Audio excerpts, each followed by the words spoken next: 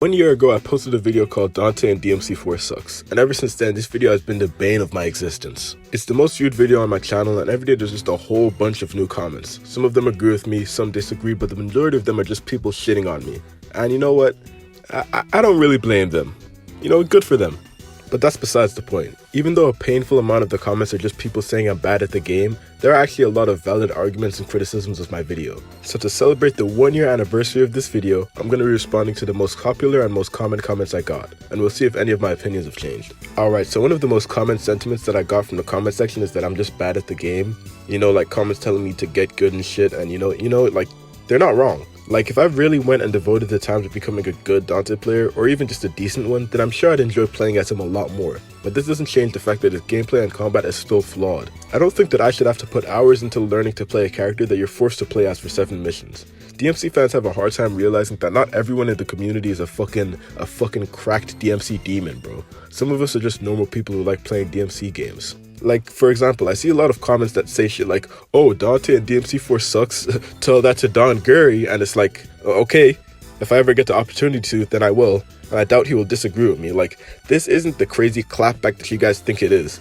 Don Gurry is one of the best Devil May Cry players in the world. Him being good at Dante doesn't change how fucked and shit Dante is. It just shows how good Don Gurry is. Think about it like this. A good basketball player is still gonna hit shots even if the basketball is fucking trash. The basketball could have bumps on it, no grip, he's still gonna hit threes with it. Doesn't mean it's a good basketball, it just means the player is good. Just because some people can pull off these amazing combos and moves as him doesn't mean Dante is a great character. If the only way you guys can disprove my points in the videos by bringing up what is essentially a professional at playing Devil May Cry games, then you haven't really disproven my points. But that also brings me to another issue that I will actually take accountability for.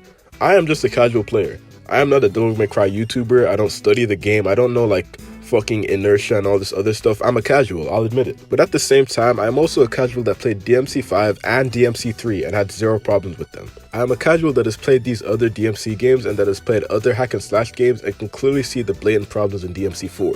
And as a casual player, I can give you my perspective as the average player. Believe it or not guys, not everyone who plays DMC 4 is a master at the game. A lot of people had the same opinions I had. Someone left a comment that explains my point in that not everyone wants to put in hours training and studying a character that isn't even fun off the rip. Like the moment I started playing Dante, he wasn't enjoyable, so why would I put hours into learning and studying his techniques and moves just so I can be somewhat good at him? And to add insult to injury, you're forced to play as the character for 7 missions and backtrack through all the progress you made with Nero. One comment said that Dante steamrolls through his 7 missions and that the game just got way easier once they started playing as Dante. And I'm sorry, but you're just wrong. I mean, okay, I won't say you're wrong, but I definitely disagree heavily with that opinion. Alright, correct me if I'm wrong, but I think you guys will be hard pressed to find anyone who thinks playing as Dante is easier than playing as Nero. Well, I mean, except for this guy, but I don't know, this nigga's an NPC. He elaborated by saying Dante isn't hard to use and you can just use Rebellion and Ebonian Ivory to steamroll through his missions, and like, bro, I just have to wonder what he meant by steamroll. Like, yeah, you can technically play with just his 2 guns and a sword, you can do that, but respectfully, you're not steamrolling shit, bro. You're not steamrolling through 7 missions with just using these 2 guns and a sword.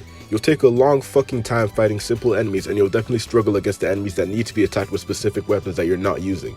Like, I'm sorry, but that's gotta be one of the most brain dead comments I've read today. He also says that the game being built around Nero actually helps Dante and it makes him broken, and once again, my friend, I don't know, I have to respectfully disagree. Just in general, the enemy design in this game isn't good and it actively works against the player having fun. It's like the opposite of being intuitive, and this mixes with Dante in the worst possible way. Like, defeating characters with Dante was more complicated and took longer than it did with Nero, so I don't know what is Blood even chatting about? Something else that was mentioned in a couple of comments that I actually agree with is Virgil being way too fucking easy. It's like the developers tried to make up for Dante being complicated and unnecessarily hard by making Virgil piss easy. Like, I won't say you have to button mash, but like, there's really no point in learning long technical combos when really simple ones will get S ranks and completely violate your enemies. While with Dante, you need to learn these extremely complex combos, otherwise you'll get violated. That sounds weird. The last point I want to respond to is about the glitches. In the video I said that Dante relies on glitches and things that weren't really meant to be in the game, and I would like to take this back. I still think that he does somewhat rely on these, but I don't necessarily think that's bad. Someone in the comments brought up that glitches and exploits can be implemented in games or left in games on purpose by the developers, and when I look at Dante's combat, I think this was done on purpose. I still do enjoy Nero more than Dante, and I still think that objectively speaking, the game definitely wasn't made for Dante and the enemy design is fucking abysmal, but more so for Dante. But I definitely wouldn't say that Dante sucks. I'd even go as far as to say that even though Dante is harder and Nero is easier, there's a higher skill like ceiling for Dante. Like I'll try to show a fucking graph of what I mean, but like the amount of stuff you can do with Dante is more than what you can do with Nero. It's just hard and complicated for beginners. Dante does not suck. He's definitely an extremely flawed character that takes a lot of effort and time to understand and learn to use, but once you do, the stuff you can do with him is incredible. So no, I no longer think that Dante in DMC4 sucks.